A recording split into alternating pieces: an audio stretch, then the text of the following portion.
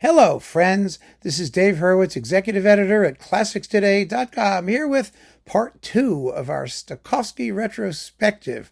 In other words, random reviews from the overflow room, the extra overflow. I had so much Stokowski, I had to break it up into bits. I have stuff behind me. I have stuff everywhere, the boxes. It's all here.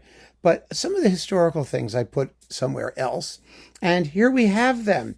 I have 3 sets of historical recordings that we're going to talk about. First of all, his Brahms. Yes, he did Brahms cycles. Believe it or not, this is with the Philadelphia Orchestra. Actually, I think Stokowski recorded the first complete Brahms cycle of all of them. And these recordings date from 1927 to 1933. Kind of amazing when you think about it. His approach to Brahms was actually remarkably consistent throughout his career.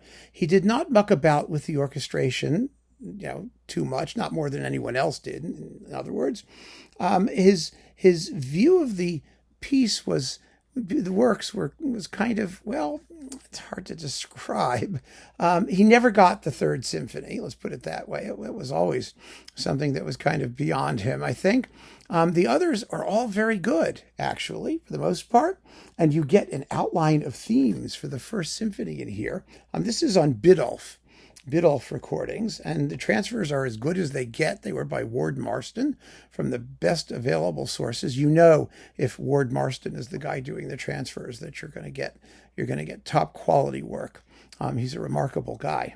So for those of us who know him, and everybody in the business sort of does, he's a legend in the art of transferring historical recordings to CD. Anyway, Philadelphia Orchestra in its early glory, the art of electrical recording in its nascent form, really a fascinating production. And if the performances aren't all equally good, well, it's the way it goes. So yeah, Brahms 1 through 4. This is a valuable and important historical cycle that I kept my paws on. Then we've got, of course, Bach transcriptions. Now, these are on the Pearl label, and the transfers are by Mark Obert Thorne, who was another legend in the transfer universe, up there with Ward Marston. And these are all, let me see, this is, oh my gosh, there's so much stuff here. Wow. Are these all with Philadelphia? Do they tell us who they're with? No, of course not. Not on the back here. Why would they bother? I don't understand. Let's see. In these 2 discs are collected one version, in each case the best, of every Bach transcription Stokowski recorded with his greatest ensemble creation, the Philadelphia Orchestra. There we go. I could have made it a little bit clearer there. Included are no fewer than 10 items which the conductor never re-recorded during the remainder of his long career, as well as 7 titles which appear in the UK for the first time in any form. Okay, well, that's the UK. So here they are, and it's all here. You also get an interview with Stokowski on his Bach transcriptions.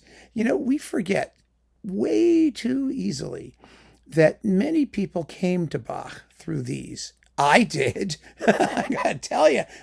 Yeah, I knew Bach existed and all that stuff, but this was how I first heard Bach. Through the movie Fantasia and other things. These transcriptions are marvelous. And, for all that Stokowski has his reputation for being, the garish, gauche, tasteless orchestral showman, he was an organist first and foremost. And his Bach transcriptions preserve that lapidary structure. They are not written, for like crazy, is like Elgar's, for example, his transcriptions of the Fantasy and Fugue in C minor with its enormous orchestra and 8 buckets of percussion and harp glissandos. And Stokowski didn't do that. He just used the orchestra as a bigger, more sort of, coloristically varied version of the organ. Usually the base of these transcriptions is strings. Some of them are just for strings. And then with woodwinds layered in and brass layered in appropriately with very sparing use of timpani and percussion. They're sensitive. They're sensitively done. They're serious. And he plays them like nobody else. So here are Stokowski's Bach transcriptions with Philadelphia. And they are all worth hearing, even though the sound is somewhat primitive, yes, granted. But they made quite an effort to gather together, 160 minutes to 78 minutes and 79 minutes, 157 minutes of really serious Stokowski Bach transcriptions. So beautiful, beautifully done. And I am so happy that I hung on to that. There's the Brahms thing. And last but not least, Shostakovich. Early Shostakovich. I got to get the dates for these things. You get symphonies 1, 5, and 7. With the NBC Symphony is number 7, of course, and Philly is everything else. And Philadelphia Orchestra, including the Prelude number 14 in E-flat minor, which was orchestrated by Stokowski. Now, think about that for a minute. Here we have Stokowski in, oh my God, 1527, some, really like early decades. Here we go. The Prelude was done in 1955 with the Philadelphia Orchestra. I mean, Shostakovich still had 20 years to go, 20 years to live. And here is Stokowski orchestrating one of his piano works. I mean, could any conductor have been more on top of what was happening with contemporary music and more involved in its promulgation and presentation to contemporary audiences? We have nothing like that today. That's amazing. Symphony number 1 is from 1933. Recorded in Trinity Church in Camden, New Jersey, 1933. I mean, the piece was brand new. Well, it wasn't brand new, but I mean, practically, as good as. Symphony number 7 was 1942 from Studio 8H, previously unissued. Okay, great. 13 December 1942. And the 5th is from 1939. 1939. The 5th was written, I believe, in 1937. And so within a year or two of its premiere, which was triumphant, of course, and its composition, here's Stokowski with the Philadelphia Orchestra recording it. I mean, they didn't even do that in Russia. You know what I mean? I mean, they may have. I don't know. There's an old Mravinsky one from like the dawn of time somewhere out there. But my God, is that something else?